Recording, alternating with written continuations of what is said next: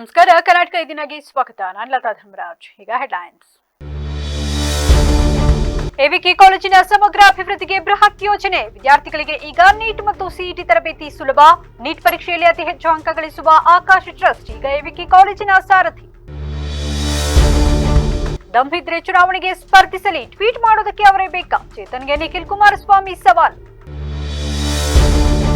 High command ನಿರ್ಧಾರಕ್ಕೆ CM ಬದ್ಧ, ಗೊಂದಲ ಬಗೆಹರಿಸುವುದು ಪಕ್ಷಕ್ಕೆ ಕ್ಷೇಮ. ಕಲಬುರಗಿಯಲ್ಲಿ ಜಿ ಪರಮೇಶ್ವರ್ ಸ್ಪಷ್ಟನೆ.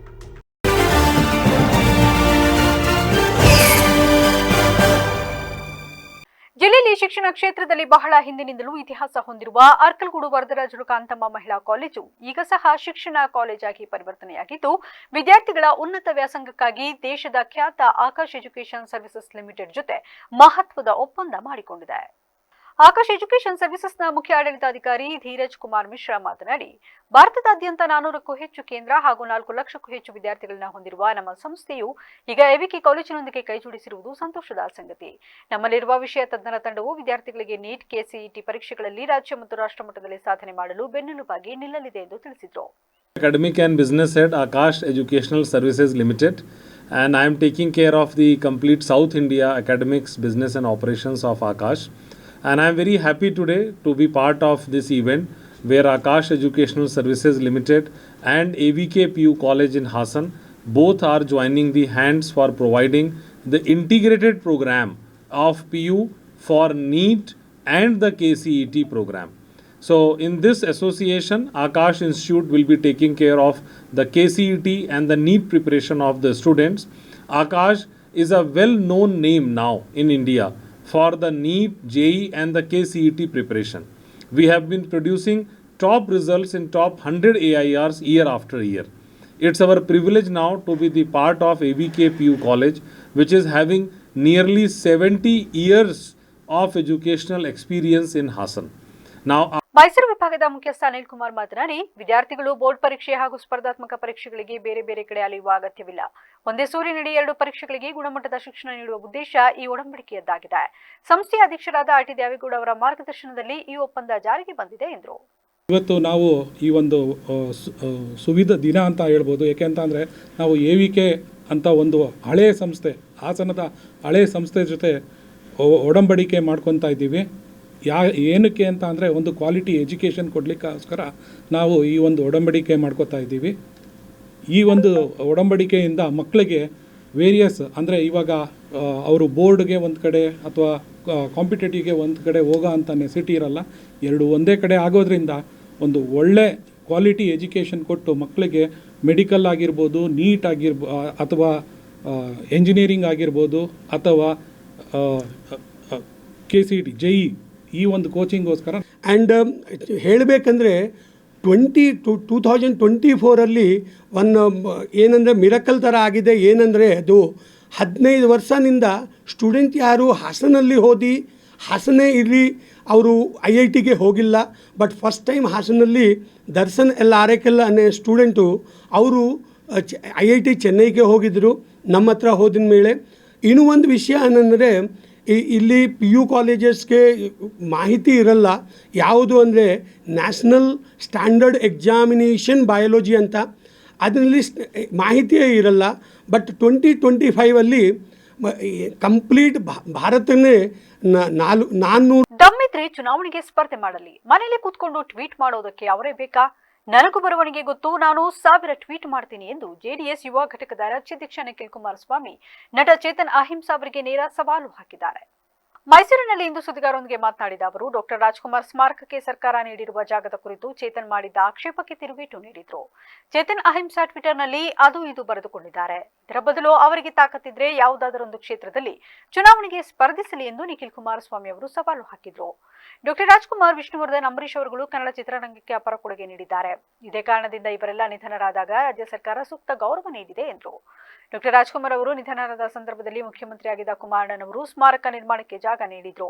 ಅಂಬರೀಶ್ ಅಣ್ಣ ನಿಧನರಾದಾಗಲೂ ಕುಮಾರಣ್ಣ ಸಿಎಂ ಆಗಿದ್ರು. ಆಗಲೂ ಅಂಬರೀಶ್ ಅವರಿಗೆ ಸೂಕ್ತ ಗೌರವ ನೀಡಿದ್ರು. ಇದರಲ್ಲಿ ತಪ್ಪೇನಿದೆ ಎಂದು ಪ್ರಶ್ನಿಸಿದ್ರು. ಒಂದು ವಿಚಾರ ನಾನಿಲ್ಲಿ ಚರ್ಚೆ ಮಾಡಲಿಕ್ಕೆ ಬಯಸ್ತೇನೆ. ಡಾಕ್ಟರ್ ರಾಜ್ಕುಮಾರ್ ಅವ್ರನ್ನ ಇಡೀ ಕನ್ನಡ ನಾಡಿನ ಜನತೆ ಅಣ್ಣವರು ಅಂತಕ್ಕಂಥದ್ದು ಬಹುಶಃ ಮೊದಲನೇ ಅಣ್ಣನ ಸ್ಥಾನವನ್ನ ಕೊಟ್ಟಂಥದ್ದು ಅದು ಇಡೀ ಕನ್ನಡ ನಾಡಿನಲ್ಲಿ ಅದು ಡಾಕ್ಟರ್ ರಾಜ್ಕುಮಾರ್ ಅವರು. ಆ ಸ್ಥಾನ ಬಹುಶಃ ಅವರ ಒಂದು ಕಲಾಕ್ಷೇತ್ರದಲ್ಲಿ ಯಾವ ರೀತಿ ಇಡೀ ದೇಶ ಮತ್ತೆ ಅಕ್ಕಪಕ್ಕ ರಾಜ್ಯಗಳಲ್ಲಿ ಇರ್ತಕ್ಕಂಥ ಅನೇಕ ಜನ ಕಲಾವಿದರು ಕೂಡ ಅವರು ಯಾವ ರೀತಿ ನಟನೆಯನ್ನ ಮಾಡ್ಕೊಂಡು ಬಂದ್ರು, ಜೊತೆಯಲ್ಲಿ ಯಾವ್ಯಾವ ರೀತಿ ಸಮಾಜಕ್ಕೆ ಒಂದು ತಿದ್ದಿ ಬುದ್ಧಿ ಹೇಳ್ತಕ್ಕಂಥ ಅನೇಕ ಕಥೆಗಳನ್ನ ಆಯ್ಕೆ ಮಾಡಿ ಅದರ ಮೂಲಕ ಸಮಾಜವನ್ನ ಪರಿವರ್ತನೆ ಮಾಡ್ತಕ್ಕಂಥ ಮೇರು ನಟ ಅಂತಕ್ಕಂಥದ್ದು ಕರೆದ್ರೆ ಬಹುಶಃ ನಾವ್ಯಾರು ತಪ್ಪಾಗ್ಲಿಕ್ಕಿಲ್ಲ. ಅಂತ ಡಾಕ್ಟರ್ ರಾಜ್ಕುಮಾರ್ ಅವರು ನಮ್ಮನ್ನ ಅಗಲಿ ಹೋದಂತ ಸಂದರ್ಭದಲ್ಲಿ ಬಹುಶಃ ಯಾವ ಸರ್ಕಾರಗಳು ಇಂಥ ತೀರ್ಮಾನಗಳು ಹಿಂದೆ ಮಾಡಿರಲಿಲ್ಲ, ಮುಂದೆನೂ ಕೂಡ ಮಾಡ್ಲಿಕ್ಕೆ ಆಗ್ಲಿಲ್ಲ. ಹಾಗಾಗಿ ಪಾಪ ಇವ್ರು ಯಾರೋ ಅಹಿಂಸಾ ಅಂತ ಇದ್ದೀರಲ್ಲ, ಇವ್ರು ಯಾಕೆ ಇದನ್ನ ಮಾತಾಡ್ತಾ ಇದ್ದಾರೆ ಅಂದ್ರೆ ನಾನು ಅವ್ರಿಗೊಂದು ಕಿವಿ ಮಾತು ಹೇಳಲಿಕ್ಕೆ ಬಯಸ್ತೇನೆ. ಸನ್ಮಾನ್ಯ ಕುಮಾರಣ್ಣ ಅವರು ಈ ರಾಜ್ಯದ ಮುಖ್ಯಮಂತ್ರಿಗಳಾಗಿದ್ದಾಗ ಏನು ರಾಜ್ಕುಮಾರ್ ಅವರು ನಮ್ಮನ್ನ ಅಗಲಿ ಹೋದಂತ ಒಂದು ಘಟನೆ ನಡೀತು, ಆ ಸಂದರ್ಭದಲ್ಲಿ ಸರ್ಕಾರ ಅವ್ರದಿತ್ತು, ಮುಖ್ಯಮಂತ್ರಿಗಳವರಾಗಿತ್ತು. ಆಗ ಅವರು ತಗೊಂಡಂತ ಒಂದು ನಿರ್ಣಯ ಬಹುಶಃ ರಾಜ್ಯ ರಾಜಕಾರಣದಲ್ಲಿ ಕೇಳಿಬರುತ್ತಿರುವ ನಾಯಕತ್ವ ಬದಲಾವಣೆಯ ಚರ್ಚೆಗಳ ನಡುವೆ ಗೃಹ ಸಚಿವ ಡಾಕ್ಟರ್ ಜಿ ಪರಮೇಶ್ವರ್ ಮಹತ್ವದ ಪ್ರತಿಕ್ರಿಯೆ ನೀಡಿದ್ದಾರೆ. ಪಕ್ಷದೊಳಗೆ ಯಾವುದೇ ಗೊಂದಲವಿಲ್ಲ, ಹೈಕಮಾಂಡ್ ತೆಗೆದುಕೊಳ್ಳುವ ಪ್ರತಿಯೊಂದು ನಿರ್ಧಾರಕ್ಕೂ ನಾವೆಲ್ಲರೂ ಬದ್ಧರಾಗಿದ್ದೇವೆ ಎಂದು ಅವರು ಸ್ಪಷ್ಟಪಡಿಸಿದರು. ಸಿಎಂ ಬದಲಾವಣೆ ಕುರಿತ ಪ್ರಶ್ನೆಗಳಿಗೆ ಉತ್ತರಿಸಿದ ಸಚಿವರು, ಎಲ್ಲಾ ಚರ್ಚೆಗಳಿಗೂ ನಮ್ಮ ಹೈಕಮಾಂಡ್ ಶೀಘ್ರದಲ್ಲಿ ಉತ್ತರ ನೀಡಲಿದೆ. ಸದ್ಯಕ್ಕೆ ನಾವು ಜನರಿಗೆ ನೀಡಿದ ಭರವಸೆಯಂತೆ ಜನಸೇವೆಯಲ್ಲಿ ತೊಡಗಿದ್ದೇವೆ. ಆಡಳಿತದಲ್ಲಿ ಯಾವುದೇ ಅಡೆತಡೆಗಳಿಲ್ಲ ಎಂದರು. ಇದೇ ವೇಳೆ ತಾವು ಸದ್ಯಕ್ಕೆ ದೆಹಲಿಗೆ ಹೋಗುತ್ತಿಲ್ಲ ಎಂದು ಸ್ಪಷ್ಟಪಡಿಸುವ ಮೂಲಕ ನಾಯಕತ್ವದ ಓಟದ ಕುರಿತ ಊಹಾಪೋಹಗಳಿಗೆ ತೆರೆ ಎಳೆದರು.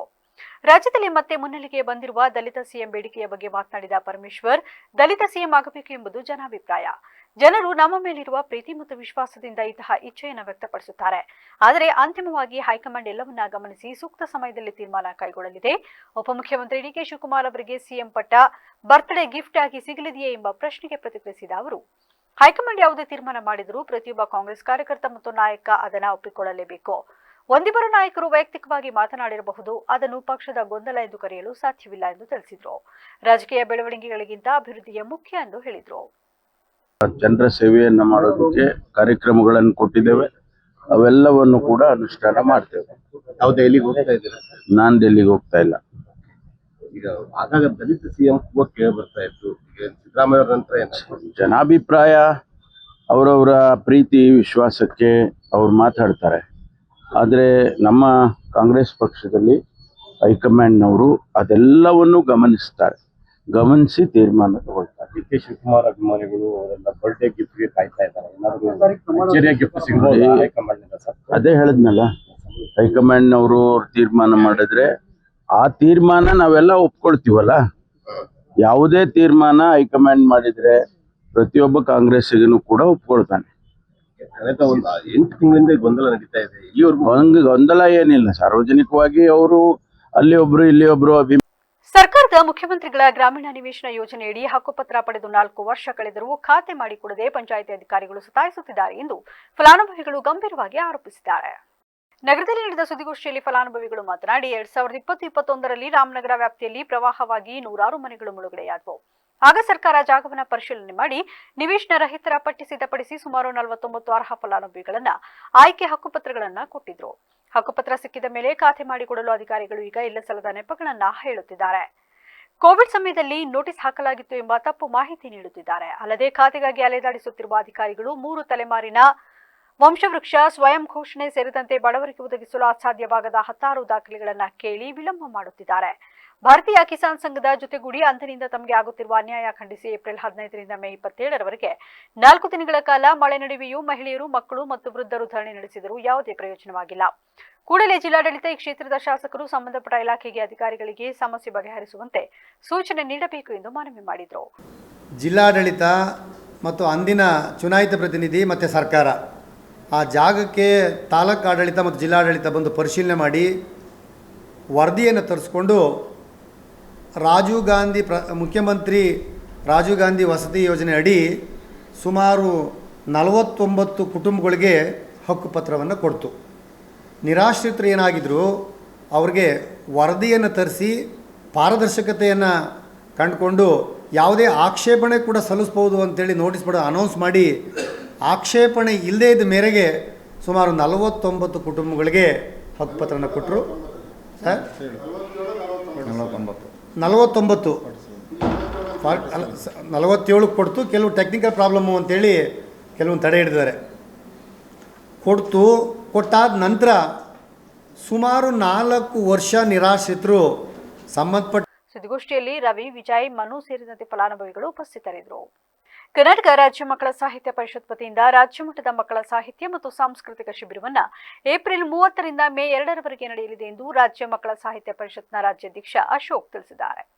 ಪಟ್ಟಣದ ತಾಲೂಕು ಕಾರ್ಯನಿರತ ಪತ್ರಕರ್ತರ ಸಂಘದ ಕಚೇರಿಯಲ್ಲಿ ನಡೆದ ಸುದ್ದಿಗೋಷ್ಠಿಯಲ್ಲಿ ಮಾತನಾಡಿ, ಕರ್ನಾಟಕ ರಾಜ್ಯ ಮಕ್ಕಳ ಸಾಹಿತ್ಯ ಪರಿಷತ್ ಮತ್ತು ಜಿಲ್ಲಾ ಕನ್ನಡ ಸಾಹಿತ್ಯ ಪರಿಷತ್ ತುಮಕೂರು ಹಾಗೂ ರಾಜ್ಯ ಘಟಕ ಚನ್ನರಾಯಪಟ್ಟಣವರ ವತಿಯಿಂದ ರಾಜ್ಯಮಟ್ಟದ ಮಕ್ಕಳ ಸಾಹಿತ್ಯ ಮತ್ತು ಸಾಂಸ್ಕೃತಿಕ ಶಿಬಿರವನ್ನು ಏಪ್ರಿಲ್ 30ರಿಂದ ಮೇ 2ರವರೆಗೆ ತುಮಕೂರು ಜಿಲ್ಲೆಯ ಕೊರಟಗೆರೆ ತಾಲೂಕು ಬಾಳೆಹೊನ್ನೂರು ಖಾಸಾ ಶಾಖಾ ಮಠ ಶ್ರೀ ಕ್ಷೇತ್ರ ಸಿದ್ದರ ಬೆಟ್ಟದಲ್ಲಿ ನಡೆಯಲಿದೆ.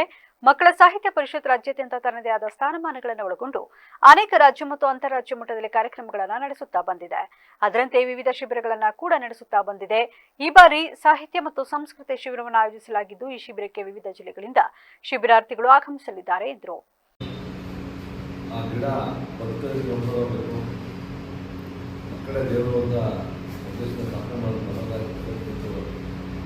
ಅಷ್ಟೇ ಅಲ್ಲ, ದೇಶದ ಹಲವು ರಾಜ್ಯಗಳಲ್ಲಿ ಸ್ಥಾಪನೆ ಮಾಡಿ ಮಕ್ಕಳಿಗೆ ಬಂದಿದೆ. ಸಮ್ಮೇಳನ ಮಾಡೋದು, ದೊಡ್ಡವರಿಗೆ ಸಮ್ಮೇಳನ ಮಾಡ್ತಾ ಇದ್ರು, ಮಕ್ಕಳು ಕೂಡ ಸಮ್ಮೇಳನ ಮಾಡಬೇಕು, ಮಕ್ಕಳಿಗೆ ಗುರುವಷ್ಟು ಭಾಗವಹಿಸಬೇಕು. ಅವರು ಮಕ್ಕಳ ಮಾಡ್ತಾ ಇದ್ದಾರೆ. ಅದರಿಂದ ಮಕ್ಕಳಿಗೆ ನಮ್ಮ ಸಾಹಿತ್ಯ ಪರಿಷತ್ತು ಸಮ್ಮೇಳನದಲ್ಲಿ ಮಕ್ಕಳಿಗೆ ವರ್ಕ್ಶಾಪ್ಗಳು ಮಾಡ್ತಾ ಇದ್ವಿ, ಅಂದರೆ ಶಿಬಿರಗಳನ್ನ ಮಾಡ್ತಾ ಇದ್ವಿ. ಸಾಹಿತ್ಯ ಸಂಸ್ಕೃತಿಯನ್ನು ಅಭಿವೃದ್ಧಿ ಮಕ್ಕಳಿಗೆ ಸಾಹಿತ್ಯ ಸಂಸ್ಕೃತಿಗೆ ಈಗಾಗಲೇ ಶ್ರೀರಂಗಪಟ್ಟಣದ ಹುಬ್ಬಳ್ಳಿಯಲ್ಲಿ ಒಂದು ವರ್ಕ್ಶಾಪ್ ಮಾಡಿ ಮಾಡಬಹುದು. ಇದೇ ಸಂದರ್ಭದಲ್ಲಿ ಕರ್ನಾಟಕ ರಾಜ್ಯ ಮಕ್ಕಳ ಸಾಹಿತ್ಯ ಪರಿಷತ್ನ ಕಾರ್ಯಾಧ್ಯಕ್ಷರಾದ ಮಹಾದೇವ್ ಮಾತನಾಡಿ, ರಾಜ್ಯ ಮಟ್ಟದ ಮಕ್ಕಳ ಸಾಹಿತ್ಯ ಮತ್ತು ಸಾಂಸ್ಕೃತಿಕ ಶಿಬಿರವನ್ನು ಅನೇಕ ವರ್ಷಗಳಿಂದ ಆಚರಿಸುತ್ತಾ ಬಂದಿದ್ದು, ಅದರಲ್ಲಿ ಈ ಶಿಬಿರವು 6ನೇ ಶಿಬಿರವಾಗಿದ್ದು, ಇದು ಮಕ್ಕಳಿಗೆ ಮಾತ್ರ ಸೀಮಿತವಾಗಿದೆ. ಮಕ್ಕಳುಗಳು ಈ ಶಿಬಿರದಲ್ಲಿ ಭಾಗವಹಿಸುವ ಇಚ್ಛೆ ಉಳ್ಳವರು ಏಪ್ರಿಲ್ 30ರಂದು ಬೆಳಗ್ಗೆ 6 ಗಂಟೆಗೆ ಶಾಲಿನಿ ವಿದ್ಯಾಸಂಸ್ಥೆಯ ಮುಂಭಾಗಕ್ಕೆ ಆಗಮಿಸಬೇಕು ಹಾಗೂ ನೋಂದಣಿಯನ್ನು ಕೂಡ ಮಾಡಿಕೊಳ್ಳುವ ಇಚ್ಛೆ ಉಳ್ಳವರು ಸಂಪರ್ಕಿಸಿ ನೋಂದಾಯಿಸಿಕೊಳ್ಳತಕ್ಕದ್ದು ಎಂದರು. ಸುದ್ದಿಗೋಷ್ಠಿಯಲ್ಲಿ ರಾಜ್ಯ ಮಕ್ಕಳ ಸಾಹಿತ್ಯ ಪರಿಷತ್ನ ಕಾರ್ಯದರ್ಶಿ ಸಿದ್ದೇಶ್, ಸಹ ಕಾರ್ಯದರ್ಶಿ ಅಬ್ದುಲ್ ಅಜೀಂ, ಸಂಘಟನಾ ಕಾರ್ಯದರ್ಶಿ ಮನೋಹರ್ ಹಾಗೂ ಮಂಜುನಾಥ್ ಹಾಜರಿದ್ದರು. ಪತ್ರಿಕಾ ಮಾಧ್ಯಮದ ಗೆಳೆಯರಿಗೆ ವಂದನೆಯನ್ನು ಸಲ್ಲಿಸ್ತಾ, ಕರ್ನಾಟಕ ರಾಜ್ಯ ಮಕ್ಕಳ ಸಾಹಿತ್ಯ ಪರಿಷತ್ತು ಹಲವಾರು ವರ್ಷಗಳಿಂದ ಸಮ್ಮೇಳನಗಳನ್ನು, ಶಿಬಿರಗಳನ್ನು ಆಯೋಜನೆ ಮಾಡಿಕೊಂಡು ಬಂದಿದೆ. ನಮ್ಮ ರಾಜ್ಯದ ಅಧ್ಯಕ್ಷರಾದ ಚಾನ ಅಶೋಕಣ್ಣವರ ಮಾರ್ಗದರ್ಶನದಲ್ಲಿ ಅವರ ಸಂಪೂರ್ಣ ಸಹಕಾರದಿಂದ ಈ ಬಾರಿ ನಾವು ತುಮಕೂರು ಜಿಲ್ಲೆ ಸಿದ್ದರ ಬೆಟ್ಟದಲ್ಲಿ 3 ದಿನದ ಬೇಸಿಗೆ ಶಿಬಿರವನ್ನು ಆಯೋಜನೆ ಮಾಡಿದ್ದೇವೆ. ಈ ಶಿಬಿರದಲ್ಲಿ ಹಲವಾರು ಸಂಪನ್ಮೂಲ ವ್ಯಕ್ತಿಗಳು ನಾಟಕ ರಂಗದಲ್ಲಿ, ಜಾನಪದ ಕ್ಷೇತ್ರದಲ್ಲಿ, ಚಿತ್ರಕಲೆಯಲ್ಲಿ, ಹಾಗೆ ಚಿತ್ರಕಲೆ, ಜಾನಪದ ಗೀತೆ, ಎಲ್ಲೋ ವಿವಿಧ ಕ್ಷೇತ್ರದ ಸಾಧಕರನ್ನು ಕರೆಸಿ ಅವರಿಗೆ ಮಕ್ಕಳಿಗೆ ತರಬೇತಿಯನ್ನು ನೀಡುವಂಥ ಕೆಲಸವನ್ನು ಮಾಡಿದ್ದೇವೆ. ಪ್ರಥಮವಾಗಿ ನಮ್ಮ ಶಂಭುನಾಥ ಸ್ವಾಮೀಜಿಯವರನ್ನು ಹಾಗೂ ಪರಮ ಪೂಜ್ಯ ಶ್ರೀ ವೀರಭದ್ರ ಕಾರ್ಮಿಕ ದಿನಾಚರಣೆ ಅಂಗವಾಗಿ ಮೇ 1ರಂದು ಬಾಳುಪೇಟೆಯ ಶ್ರೀ ಕೆಂಚಮ್ಮ ಮಲ್ಲೇಗೌಡ ಸಮುದಾಯ ಭವನದಲ್ಲಿ ಉಚಿತ ಆರೋಗ್ಯ ಶಿಬಿರವನ್ನು ಆಯೋಜಿಸಲಾಗಿದೆ ಎಂದು ಸಾಮಾಜಿಕ ಹೋರಾಟಗಾರ ಎಡೆಹಳ್ಳಿ ಮಂಜುನಾಥ್ ಹೇಳಿದರು.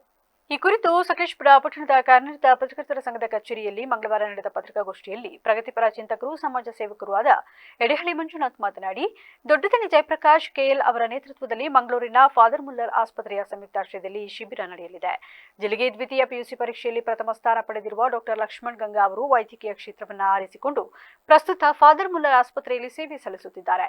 ಸಕಲೇಶಪುರ ಭಾಗದ ಅನೇಕರು ಚಿಕಿತ್ಸೆಗಾಗಿ ಮಂಗಳೂರಿಗೆ ತೆರಳುತ್ತಿರುವುದರಿಂದ ಸ್ಥಳೀಯವಾಗಿ ಜನರಿಗೆ ಅನುಕೂಲವಾಗಲಿ ಎಂದು ಈ ಉಚಿತ ಆರೋಗ್ಯ ಶಿಬಿರವನ್ನು ಆಯೋಜಿಸಲಾಗಿದೆ ಎಂದು ಹೇಳಿದರು.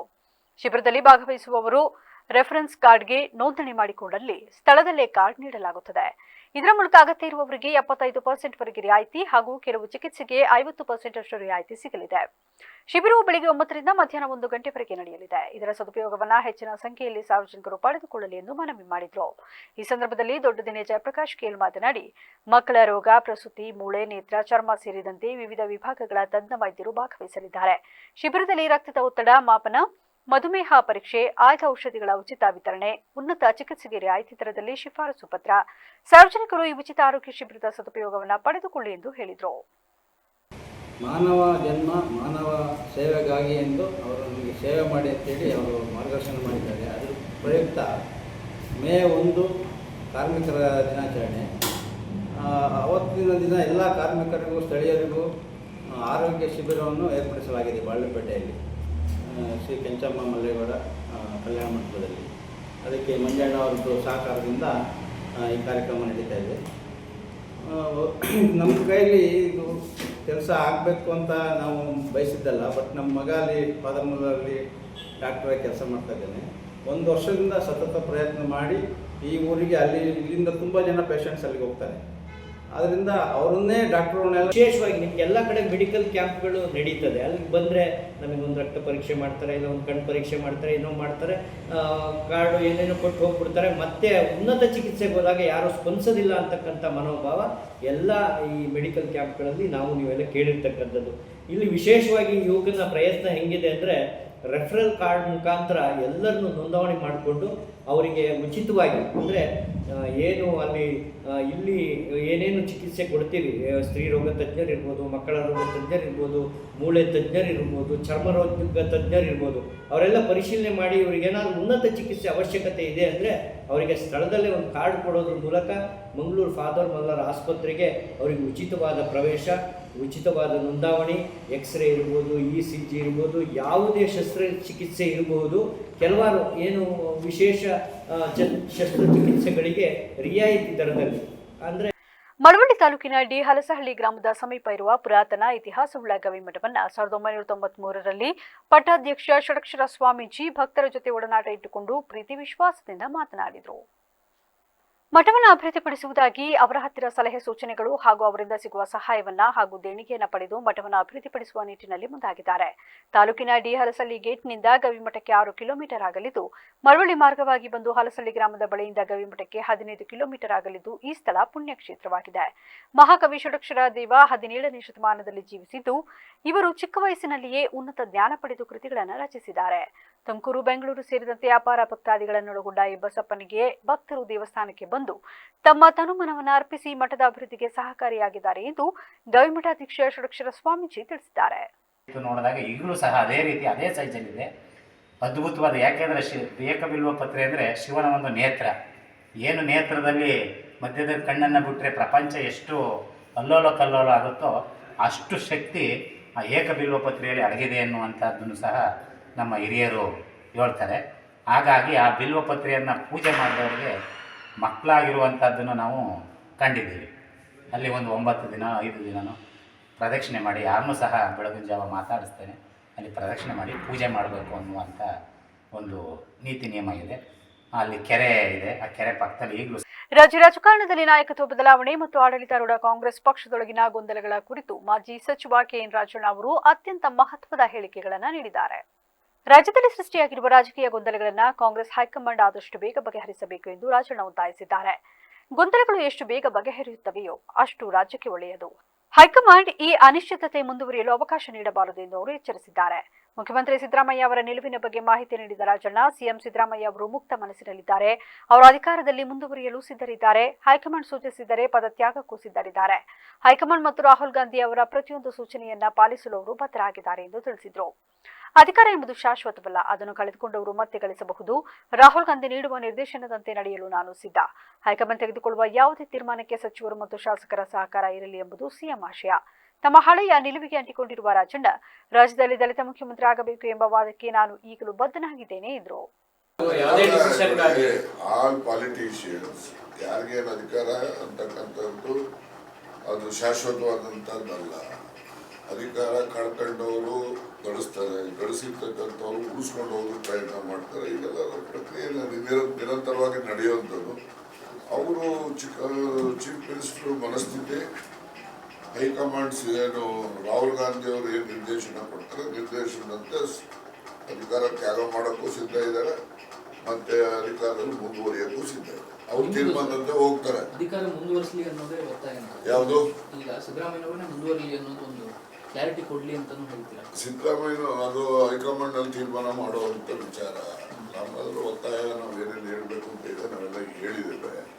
ಗೊತ್ತಾಯ್ತಾ? ಅಂತಿಮವಾಗಿ ಅವ್ರಿಗೆ ಬಿಟ್ಟಿದ್ದೇವೆ. ಸಚಿವ ಸಂಪುಟ ಪುನರ್ರಚನೆ ಆದ್ರೆ ಸರ್ ತಾವು ಭಟ್ಕಳ ತಾಲೂಕಿನ ಶಿರಾಲಿ ಸಮೀಪದ ಬಪ್ಪುಂಡ ಪ್ರದೇಶದಲ್ಲಿ ಖಾಸಗಿ ಜಾಗದಲ್ಲಿ ಕೊಳವೆ ಬಾವಿ ತೋಡುತ್ತಿರುವುದನ್ನು ವಿರೋಧಿಸಿ ಸ್ಥಳೀಯರು, ವಿಶೇಷವಾಗಿ ಮಹಿಳೆಯರು ತೀವ್ರ ಆಕ್ರೋಶ ವ್ಯಕ್ತಪಡಿಸಿದ ಘಟನೆ ನಡೆದಿದೆ. ಈ ಪ್ರದೇಶದಲ್ಲಿ ಅಂತರ್ಜಲ ಕೊರತೆ ಉಂಟಾಗುವ ಸಾಧ್ಯತೆ ಇರುವ ಹಿನ್ನೆಲೆಯಲ್ಲಿ ಈ ಹಿಂದೆ ಶಿರಾಲಿ ಪಂಚಾಯತ್ ಕೊಳವೆ ಬಾವಿ ತೋಡಿಕೆಗೆ ಅವಕಾಶ ನೀಡಬಾರದು ಎಂದು ಠರಾವು ಕೈಗೊಂಡಿತ್ತು. ಆದರೆ ಚುನಾಯಿತ ಮಂಡಳಿಯ ಅಧಿಕಾರಾವಧಿ ಮುಗಿದ ನಂತರ ಪಂಚಾಯತ್ ಅಭಿವೃದ್ಧಿ ಅಧಿಕಾರಿಗಳು ಅನುಮತಿ ನೀಡಿರುವುದಾಗಿ ಸ್ಥಳೀಯರು ಆರೋಪಿಸಿದ್ದಾರೆ. ಇದರಿಂದ ಜಾಗದ ಮಾಲೀಕರು ಸಂಬಂಧಪಟ್ಟ ಇಲಾಖೆಯಿಂದ ಅನುಮತಿ ಪಡೆದು ಕೊಳವೆ ಬಾವಿ ತೋಡಿಕೆಗೆ ಮುಂದಾಗಿದ್ದಾರೆ ಎನ್ನಲಾಗಿದೆ. ಜಾಗದ ಮಾಲೀಕರು ರಾಜಕೀಯ ಪ್ರಭಾವ ಬಳಸಿ ಸ್ಥಳೀಯರ ಅಭಿಪ್ರಾಯಕ್ಕೆ ವಿರುದ್ಧವಾಗಿ ನಡೆದುಕೊಳ್ಳುತ್ತಿದ್ದಾರೆ ಎಂದು ನಿವಾಸಿಗಳು ದೂರಿದರು. ಈ ಭಾಗದಲ್ಲಿ ಈಗಾಗಲೇ ಕಡಿಮೆ ಆಳದ ಬಾವಿಗಳು ಇದ್ದು, ಬೇಸಿಗೆ ಕಾಲದಲ್ಲಿ ವೆಂಕಟಾಪುರ ಹೊಳೆಯ ಮೂಲಕ ಸಮುದ್ರದ ಉಪ್ಪು ನೀರು ಅಂತರ್ಜಲಕ್ಕೆ ಸೇರಿ ಬಾವಿಗಳ ನೀರು ಉಪ್ಪಾಗುವ ಸಮಸ್ಯೆ ಇದೆ. ಇಂತಹ ಸಂದರ್ಭದಲ್ಲಿ ಹೊಸ ಕೊಳವೆ ಬಾವಿ ತೋಡಿದರೆ ಅಂತರ್ಜಲ ಮಟ್ಟ ಇನ್ನಷ್ಟು ಕುಸಿಯುವ ಆತಂಕ ವ್ಯಕ್ತವಾಗಿದೆ. ಘಟನೆ ಸ್ಥಳಕ್ಕೆ ಸಿಪಿಐ ವೆಂಕಟೇಶ್ ಮೂರ್ನಾಳ ಹಾಗೂ ಪಿಎಸ್ಐ ಭರಮಪ್ಪ ಬೆಳಗಲಿ ಭೇಟಿ ನೀಡಿ ಪರಿಸ್ಥಿತಿಯನ್ನು ನಿಯಂತ್ರಿಸಲು ಪ್ರಯತ್ನಿಸಿದರು. ಈ ವೇಳೆ ಪೊಲೀಸ್ ಸಿಬ್ಬಂದಿ ಮತ್ತು ಸ್ಥಳೀಯ ಮಹಿಳೆಯರ ನಡುವೆ ಮಾತಿನ ಚಕಮಕಿ ನಡೆದಿರುವುದು ತಿಳಿದುಬಂದಿದೆ. ಸ್ಥಳೀಯರು ಕೊಳವೆ ಬಾವಿ ತೋಡಿಕೆಯನ್ನು ತಕ್ಷಣ ನಿಲ್ಲಿಸುವಂತೆ ಒತ್ತಾಯಿಸಿದ್ದು, ಸಮಸ್ಯೆ ಮುಂದುವರೆದಲ್ಲಿ ಹೋರಾಟ ತೀವ್ರಗೊಳಿಸುವ ಎಚ್ಚರಿಕೆ ನೀಡಿದ್ದಾರೆ. ಗುಬ್ಬಿ ತಾಲೂಕಿನಲ್ಲಿ ಈಗಾಗಲೇ 4 ಆಹಾರ ಉಪಕೇಂದ್ರಗಳನ್ನು ತೆರೆದು ಗ್ರಾಮೀಣ ಭಾಗದ ರೈತರಿಗೆ ಅನುಕೂಲವನ್ನು ಮಾಡಲಾಗಿದೆ ಎಂದು ಶಾಸಕ ಎಸ್ಆರ್ ಶ್ರೀನಿವಾಸ್ ತಿಳಿಸಿದರು. ಗುಬ್ಬಿ ತಾಲೂಕಿನ ಹಾಗಲವಾಡಿ ಹೋಬಳಿಯ ಚಿಕ್ಕಹೆಡಿಗೆಹಳ್ಳಿ ಗ್ರಾಮದಲ್ಲಿ ಹಮ್ಮಿಕೊಂಡಿದ್ದ ಆಹಾರ ಉಪಕೇಂದ್ರವನ್ನು ಉದ್ಘಾಟಿಸಿ ಮಾತನಾಡಿದ ಅವರು, ತಾಲೂಕಿನಲ್ಲಿ ರೈತರಿಗೆ ವಿದ್ಯುತ್ ಅಭಾವ ಆಗಬಾರದು. ಆದ್ದರಿಂದ ತಾಲೂಕಿನಲ್ಲಿ 13 ಹೊಸ ವಿದ್ಯುತ್ ಉಪಸ್ಥಾವರಗಳನ್ನು ಪ್ರಾರಂಭ ಮಾಡುತ್ತಿದ್ದೇವೆ. ರೈತರಿಗೆ ವಿದ್ಯುತ್ ಅತಿ ಮುಖ್ಯವಾಗಿ ಬೇಕು. ಈ ನಿಟ್ಟಿನಲ್ಲಿ ರೈತರಿಗೆ ಮುಂದಿನ ದಿನಗಳಲ್ಲಿ ಅನುಕೂಲವನ್ನು ಮಾಡುತ್ತೇವೆ. ಈ ಭಾಗದಲ್ಲಿ ಮಠ, ಗಂಗಯ್ಯನಪಾಳ್ಯ ಕೆರೆಗಳಿಗೆ ನೀರು ಹರಿಸುವ ಕಾಮಗಾರಿ ತ್ವರಿತವಾಗಿ ನಡೆಯುತ್ತಿದೆ. ಕಾಮಗಾರಿ ಬೇಗ ಮುಗಿಸಿ ಈ ವರ್ಷದಲ್ಲಿ ಎಲ್ಲಾ ಕೆರೆಗಳಿಗೆ ನೀರನ್ನು ಹರಿಸುತ್ತೇವೆ ಎಂದರು. ಶಿರಾ ಚೇಳೂರು ರಸ್ತೆಗೆ 20 ಕೋಟಿ ವೆಚ್ಚದಲ್ಲಿ ರಸ್ತೆ ಕಾಮಗಾರಿಗೆ ಅನುದಾನವನ್ನ ಹಾಕಿದ್ದು, ಆದಷ್ಟು ಬೇಗ ಈ ರಸ್ತೆಯನ್ನು ಮಾಡುತ್ತೇವೆ. ಈ ಭಾಗಕ್ಕೆ ಎಲ್ಲ ಮೂಲಭೂತ ಸೌಕರ್ಯಗಳನ್ನು ಒದಗಿಸಲಾಗಿದೆ ಎಂದ ಅವರು, ಈ ಭಾಗಕ್ಕೆ ನಂದಿನ ಉಪಕೇಂದ್ರವನ್ನ ತೆರೆದು ಪ್ರತಿಯೊಬ್ಬ ರೈತರು ಹಸುಗಳನ್ನು ಕಟ್ಟಿಕೊಂಡು ಡೈರಿಗಳಿಗೆ ಹಾಲನ್ನು ಹಾಕಬೇಕು. ತಾಲೂಕಿನಲ್ಲಿ 25 ಉಪಕೇಂದ್ರಗಳನ್ನು ಈಗಾಗಲೇ ತೆರೆದು ಪ್ರತಿಯೊಬ್ಬರೂ ಸಹ ಅವರ ಊರಿನಲ್ಲಿ ಹಾಲನ್ನು ಹಾಕಲು ಮಾಡಿದ್ದು, ರೈತರು ಹೈನುಗಾರಿಕೆಗೆ ಹೆಚ್ಚು ಒತ್ತು ನೀಡಿದಾಗ ಮಾತ್ರ ರೈತರು ಸ್ವಾವಲಂಬಿಗಳಾಗಿ ಬದುಕಲು ಸಹಕಾರಿಯಾಗುತ್ತದೆ ಎಂದು ತಿಳಿಸಿದರು. ಗ್ರಾಮಗಳು ಅಂತ ಕಡೆ ಸುಮಾರು 4 ರೀತಿಯ ಉಪಕೇಂದ್ರಗಳನ್ನ ಮಾಡಿ ಅವ್ರಿಗೆ ವ್ಯವಸ್ಥಿತವಾಗಿ ಆಹಾರ ವಿತರಣೆ ಮಾಡ್ತಕ್ಕಂಥದ್ದನ್ನ ನಾವು ಮಾಡ್ತಾ ಇದ್ದೀವಿ. ಅದಕ್ಕೆ ಪೂರಕವಾಗಿ ನಿಮ್ಮಲ್ಲಿ ಮಿಲ್ಕ್ ಯೂನಿಯನ್ ಕೂಡ ಪ್ರಾರಂಭ ಮಾಡ್ತಕ್ಕಂಥದ್ದು ಮಾಡಿದ್ರ, ಸಬ್ ಸೆಂಟರ್ ಏನೋ ಪ್ರಾರಂಭ ಮಾಡಿದ್ರೆ ಅವತ್ತೆಲ್ಲ ಕರೆದ್ರೆ ನೀವು ನಾನೆಲ್ಲ ಅರ್ಜೆಂಟ್ ಹೋಗ್ಬೇಕಾಯ್ತು. ಅವತ್ತು ನಮ್ಮ ಮನೆಯವ್ರು ಬಂದಿದ್ರು ಅಂತ ಕಾಣಿಸುತ್ತೆ, ಬಂದು ಅದನ್ನು ಓಪನ್ ಮಾಡಿಕೊಟ್ಟಿದ್ದಾರೆ. ಎಷ್ಟು ಲೀಟರ್ ಆಗ್ತಾ ಇದ್ರೆ ಗೊತ್ತಿಲ್ಲ, 20 ಲೀಟರ್ ಆಗುತ್ತೆ. ಅದು ಬಡವರಿಗೆ ಭಾರಿ ಒಂದು ರೀತಿ ಸಹಕಾರ ನೀಡ್ತಕ್ಕಂಥದ್ದು. ಎಲ್ಲರೂ ಕೂಡ 1-2 ಹಸುಗಳು ಕಟ್ಕೊಂಡ್ರೆ, ನಾವು ಇತ್ತೀಚಿನ ದಿನಗಳಲ್ಲಿ ಹೆಂಗಾಗಿದೆ ಅಂದ್ರೆ ಹಿಂದೆ ಕೂಲಿ ಮಾಡೋರು ಮತ್ತೊಂದು ಗಿಡ ತೆಂಗಿನ ಗಿಡ ಮಾಡ್ಕೊಂಡಿದ್ದೀರಾ. ಇದೇ ಸಂದರ್ಭದಲ್ಲಿ ಗ್ರಾಮ ಪಂಚಾಯತಿ ಅಧ್ಯಕ್ಷ ಗುರುರಾಜು, ಸುಮಿತ್ರಾ ದೊಡ್ಡಯ್ಯ, ಗ್ರಾಮ ಪಂಚಾಯತಿ ಸದಸ್ಯ ಗುರುರಾಜು, ಸಿದ್ಲಿಂಗಯ್ಯ, ಭೂತಮ್ಮ, ಆಹಾರ ನಿರೀಕ್ಷಕ ಸಿದ್ದೇಗೌಡ ಹಾಗೂ ಗ್ರಾಮಸ್ಥರು ಹಾಜರಿದ್ದರು. ರಾಜ್ಯದಲ್ಲಿ ಆಡಳಿತಾರೂಢ ಕಾಂಗ್ರೆಸ್ ಪಕ್ಷದೊಳಗಿನ ನಾಯಕತ್ವ ಸಂಘರ್ಷ ಮತ್ತು ಸಾರ್ವಜನಿಕ ಸಮಸ್ಯೆಗಳ ಬಗ್ಗೆ ವಿರೋಧ ಪಕ್ಷದ ನಾಯಕ ಆರ್ ಅಶೋಕ್ ವಿಧಾನಸೌಧದಲ್ಲಿಂದು ರಾಜ್ಯ ಸರ್ಕಾರದ ವಿರುದ್ಧ ತೀವ್ರ ವಾಗ್ದಾಳಿ ನಡೆಸಿದ್ದಾರೆ. ಕಾಂಗ್ರೆಸ್ನಲ್ಲಿ ಅಧಿಕಾರಕ್ಕಾಗಿ ಕಚಾಟ ನಡೆಯುತ್ತಿದ್ದು, ಇಡೀ ಸರ್ಕಾರ ದೆಹಲಿಗೆ ಶಿಫ್ಟ್ ಆಗಿದೆ ಎಂದು ಅಶೋಕ್ ಲೇವಡಿ ಮಾಡಿದರು. ಸಿಎಂ ಮತ್ತು ಡಿಸಿಎಂ ನಡುವಿನ ಕಚಾಟದಿಂದ ಶಾಸಕರು ಬೇಸತ್ತಿದ್ದಾರೆ. ಸಮಸ್ಯೆಗಳನ್ನು ಹೊತ್ತು ಶಾಸಕರು ದೆಹಲಿಗೆ ಅಲೆಯುತ್ತಿದ್ದಾರೆ. ಇದುವರೆಗೆ ಕಚಾಟದ ಪಾರ್ಟ್ 1 ನೋಡಿದೆವು, ಈಗ ಪಾರ್ಟ್ 2 ಶುರುವಾಗಿದೆ. ಡಿಸಿಎಂ ಇಲ್ಲದ ಸಮಯದಲ್ಲಿ ಉದ್ದೇಶಪೂರ್ವಕವಾಗಿ ಸಂಪುಟ ಸಭೆ ನಡೆಸಿ ಒಳ ಮೀಸಲಾತಿ ನಿರ್ಧಾರ ಮಾಡಿರುವುದು ಇವರೊಳಗಿನ ಭಿನ್ನಮತಕ್ಕೆ ಸಾಕ್ಷಿ ಎಂದರು. ರಾಜ್ಯದಲ್ಲಿ ಬೇಸಿಗೆಯ ತಾಪ ಹೆಚ್ಚಾಗಿದ್ದು, ಕುಡಿಯುವ ನೀರಿಗಾಗಿ ಜಾನುವಾರುಗಳು ಪರದಾಡುತ್ತಿವೆ.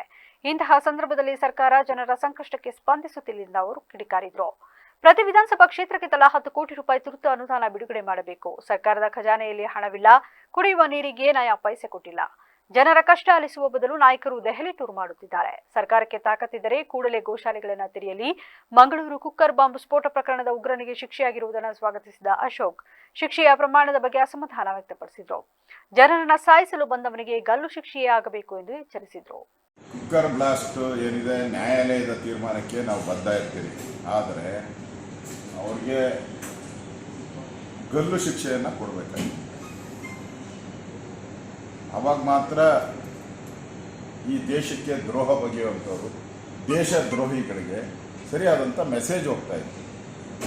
ಅವನು 16 ಜನನ ಸಾಯಿಸೋಕ್ಕೆ ಬಂದಂಥವನು, ಇನ್ನು ಅವನಿಗೆ ಈಗಾಗಲೇ 3 ವರ್ಷ ಜೈಲಲ್ಲಿದ್ದಾನೆ. ಇನ್ನು ಉಳಿದಿದ್ದು 7 ವರ್ಷ ಜೈಲಲ್ಲಿ ಕಳೆದ್ರೆ ಮತ್ತೆ ಬಂದು ಅದೇ ಕೆಲಸ ಮಾಡ್ತಾನೆ. ಅವನು ಬೇರೆ ವಿದ್ಯೆ ಅವನು ಗೊತ್ತಿರೋದು ಅದು ಒಂದೇ ವಿದ್ಯೆ, ದೇಶದ್ರೋಹದ ವಿದ್ಯೆ. ಮತ್ತೆ ಅದೇ ಮಾಡ್ತಾನೆ. ಅತಿವೇಗ ಮತ್ತು ಹೆಲ್ಮೆಟ್ ಧರಿಸದ ನಿರ್ಲಕ್ಷ್ಯ ಯುವಕನ ಪ್ರಾಣ ಪಕ್ಷಿ ಹಾರಿ ಹೋಗುವಂತೆ ಮಾಡಿದೆ. ಟಾಟಾ ಏಸ್ ಮತ್ತು ದ್ವಿಚಕ್ರ ವಾಹನದ ನಡುವೆ ಸಂಭವಿಸಿದ ಭೀಕರ ಅಪಘಾತದಲ್ಲಿ ಸವಾರ ಸಾವನ್ನಪ್ಪಿರುವ ಘಟನೆ ದೊಡ್ಡಬಳ್ಳಾಪುರದ ಡಿ ಕ್ರಾಸ್ ಬಳಿ ನಡೆದಿದೆ. ಮೃತ ದುರ್ದೈವಿಯನ್ನ 28 ವರ್ಷದ ರಾಜು ಎಂದು ಗುರುತಿಸಲಾಗಿದೆ. ರಾಜು ಅವರು ತಮ್ಮ ದ್ವಿಚಕ್ರ ವಾಹನದಲ್ಲಿ ಅತಿ ವೇಗವಾಗಿ ಚಲಿಸುತ್ತಿದ್ದಾಗ ಎದುರಿಗಿದ್ದ ಟಾಟಾ ಏಸ್ ವಾಹನಕ್ಕೆ ಬಲವಾಗಿ ಕೂತಿದ್ದಾರೆ. ಅಪಘಾತದ ರಭಸಕ್ಕೆ ರಾಜು ಅವರ ತಲೆಗೆ ತೀವ್ರವಾಗಿ ಪೆಟ್ಟು ಬಿದ್ದಿದೆ. ಅಪಘಾತ ಸಂಭವಿಸಿದ ಕೂಡಲೇ ಗಂಭೀರವಾಗಿ ಗಾಯಗೊಂಡಿದ್ದ ರಾಜು ಅವರನ್ನ ಸ್ಥಳೀಯರು ಖಾಸಗಿ ಆಸ್ಪತ್ರೆಗೆ ದಾಖಲಿಸಿದ್ರು. ಆದರೆ ಚಿಕಿತ್ಸೆ ಫಲಕಾರಿಯಾಗದೆ ಅವರು ಆಸ್ಪತ್ರೆಯಲ್ಲಿ ಕೊನೆಯುಸಿರೆಳೆದಿದ್ದಾರೆ. ಸವಾರ ಹೆಲ್ಮೆಟ್ ಧರಿಸದೇ ಇದ್ದುದರಿಂದ ತಲೆಗೆ ಗಂಭೀರ ಪೆಟ್ಟಾಗಿ ಸಾವು ಸಂಭವಿಸಿದೆ ಎಂದು ಪ್ರಾಥಮಿಕ ವರದಿಗಳಿಂದ ತಿಳಿದು ಬಂದಿದೆ. ಅಪಘಾತದ ಭೀಕರ ದೃಶ್ಯ ಸಮೀಪದ ಸಿಸಿಟಿವಿ ಕ್ಯಾಮೆರಾದಲ್ಲಿ ಸೆರೆಯಾಗಿದೆ. ದ್ವಿಚಕ್ರ ವಾಹನವು ಎಷ್ಟು ವೇಗವಾಗಿ ಒಂದು ಟಾಟಾ ಏಸ್ ವಾಹನಕ್ಕೆ ಡಿಕ್ಕಿ ಹೊಡೆಯಿತು ಎಂಬುದು ದೃಶ್ಯಗಳಲ್ಲಿ ಸ್ಪಷ್ಟವಾಗಿ ಕಂಡುಬಂದಿದೆ. ಈ ಘಟನೆಗೆ ಸಂಬಂಧಿಸಿದಂತೆ ದೊಡ್ಡಬಳ್ಳಾಪುರ ನಗರ ಪೊಲೀಸ್ ಠಾಣೆಯಲ್ಲಿ ಪ್ರಕರಣ ದಾಖಲಾಗಿದೆ. ಪೊಲೀಸರು ಸ್ಥಳಕ್ಕೆ ಭೇಟಿ ನೀಡಿ ಪರಿಶೀಲನೆ ನಡೆಸಿದ್ದು ಮುಂದಿನ ಕಾನೂನು ಕ್ರಮ ಕೈಗೊಂಡಿದ್ದಾರೆ. ಈಗ ಮತ್ತೊಮ್ಮೆ ಹೆಡ್ಲೈನ್ಸ್. ನಮಸ್ಕಾರ, ಕರ್ನಾಟಕ ಇದೀನಾಗಿ ಸ್ವಾಗತ. ನಾನು ಲತಾ ಧರ್ಮರಾಜ್. ಈಗ ಹೆಡ್ಲೈನ್ಸ್. ಎವಿಕೆ ಕಾಲೇಜಿನ ಸಮಗ್ರ ಅಭಿವೃದ್ಧಿಗೆ ಬೃಹತ್ ಯೋಜನೆ. ವಿದ್ಯಾರ್ಥಿಗಳಿಗೆ ಈಗ ನೀಟ್ ಮತ್ತು ಸಿಇಟಿ ತರಬೇತಿ ಸುಲಭ. ನೀಟ್ ಪರೀಕ್ಷೆಯಲ್ಲಿ ಅತಿ ಹೆಚ್ಚು ಅಂಕ ಗಳಿಸುವ ಆಕಾಶ್ ಟ್ರಸ್ಟ್ ಈಗ ಎವಿಕೆ ಕಾಲೇಜಿನ ಸಾರಥಿ. ದಮ್ಮಿದ್ರೆ ಚುನಾವಣೆಗೆ ಸ್ಪರ್ಧಿಸಲಿ, ಟ್ವೀಟ್ ಮಾಡೋದಕ್ಕೆ ಅವರೇ ಬೇಕಾ? ಚೇತನ್ಗೆ ನಿಖಿಲ್ ಕುಮಾರಸ್ವಾಮಿ ಸವಾಲ್. ಹೈಕಮಾಂಡ್ ನಿರ್ಧಾರಕ್ಕೆ ಸಿಎಂ ಬದ್ಧ, ಗೊಂದಲ ಬಗೆಹರಿಸುವುದು ಪಕ್ಷಕ್ಕೆ ಕ್ಷೇಮ. ಕಲಬುರಗಿಯಲ್ಲಿ ಜಿ ಪರಮೇಶ್ವರ್ ಸ್ಪಷ್ಟನೆ. ಇದಾಗಿತ್ತು ಇಲ್ಲಿವರೆಗಿನ ನ್ಯೂಸ್ ಅಪ್ಡೇಟ್ಸ್. ನಿರಂತರ ಸುದ್ದಿಗಾಗಿ ನೋಡ್ತಾ ಇರಿ ವಿಬಿಸಿ ನ್ಯೂಸ್. ಇದು ಜನರ ಧ್ವನಿ, ಸತ್ಯದ ಕಡೆ ನಮ್ಮ ನಡೆ.